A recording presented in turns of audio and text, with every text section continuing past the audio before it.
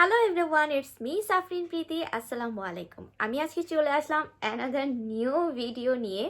আজকে আমি হিজাব টিউটোরিয়াল দেখাবার পাশাপাশি টুকটাক কিছু টিপস এন্ড ট্রিক্স তোমাদের সাথে শেয়ার করব, যেটা অ্যাকচুয়ালি তোমরা ফলো করলে হিজাবটা অনেকক্ষণ তোমরা সেট থাকবে মাথায় এন্ড অনেকক্ষণ পারফেক্ট থাকবে।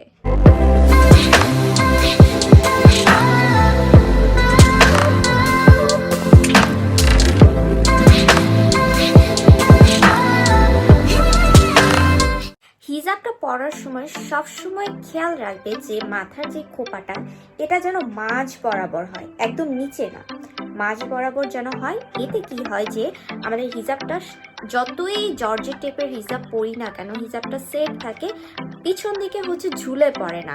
দেখা যায় যে আমরা যখন লেয়ারটা দিতে যাই এই লেয়ারটা অনেক সময় খুলে যায় পিছন দিক দিয়ে। সো এই খোপাটা মাঝ বরাবর থাকলে এই ধরনের প্রবলেমটা তোমরা ফেস করবে না।